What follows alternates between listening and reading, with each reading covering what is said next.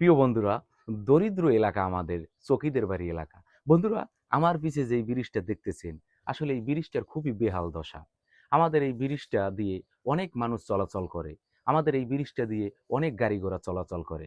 আমাদের এই এলাকাটা একটি গহীন এলাকা। এই ব্রিজটা দিয়ে যেতে হলে অনেক বাজারের সাথে এই ব্রিজটার সাথে সংযোগ। বন্ধুরা, আমি যদি আপনাদের ব্রিজের উপরের শটটা দেখাই, তাহলে আপনারা দেখবেন আমাদের এই ব্রিজটার কি বেহাল দশা। বন্ধুরা, আমাদের এখানে একটা লাইটের দরকার, কারণ এখান থেকে অনেক দূরের লোক যাতায়াত করে। আমাদের এই সামনে আছে চৌরাস্তা বাজার, সেই চৌরাস্তা বাজার থেকে অনেক দোকানদার রাত্রে দোকান অফ করে 2টা 3টা 2:30 বাজে এখান থেকে যায়। কিন্তু এই জায়গাটা খুব ভয়ঙ্কর একটি জায়গা। হয়তো এই ব্রিজের নিচ থেকে এই জায়গাটা অনুভব হয় না। বন্ধুরা, আমি এখন চলে যাব সেই ব্রিজের উপরে। আপনারা দেখবেন ব্রিজের উপর থেকে ব্রিজের কি বেহাল দশা। বন্ধুরা, নিচে বই আমি যা বলেছিলাম, এই যে উপরে দেখেন, দেখেন বন্ধুরা, এই ব্রিজের কি হাল। বন্ধুরা, কোনো রকম তক্তা দিয়ে এখান থেকে চলাফেরা করা হয়।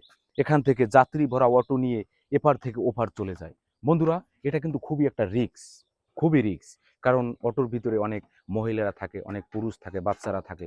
বন্ধুরা, আমি বাংলাদেশ সরকারের কাছে বলবো অতি দ্রুত, এবং আমাদের এমপি মহোদয়কে বলবো যে অতি দ্রুত আমাদের এই ব্রিজটা দরকার।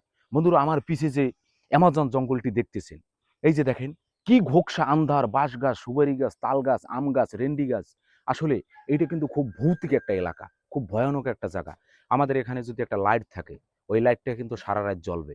জ্বলার পর কিন্তু এখান থেকে একটি লাইট থাকা আর 5 জন মানুষের শক্তি একটা লাইটে মানে জোগাড় করে। যাই হোক বন্ধুরা, এই যে দেখেন আমাদের এই ব্রিজটা যদি দেখাই, খুব করুণ একটা অবস্থা। নিচে খালের কি অবস্থা দেখেন, এখান থেকে পড়ে গেলে খুব ভয়ঙ্কর একটা অ্যাক্সিডেন্ট হওয়ার সম্ভাবনা। আরও যদি আপনাদেরকে দেখাই, এই যে দেখেন এই তক্তাটার যে কি অবস্থা, এখান থেকে যদি একটা অটো গাড়ি যায়, আমি কি বলবো, মানে খুবই রিক্স, খুবই রিক্স। একটা অটো গাড়ির চাক্কা যদি এখান থেকে যায়, তক্তাটা ভেঙে যদি অটো গাড়িটা নিচে পড়ে যায়, তাহলে যে কি হবে সেটা বলে বুঝাতে পারবো না।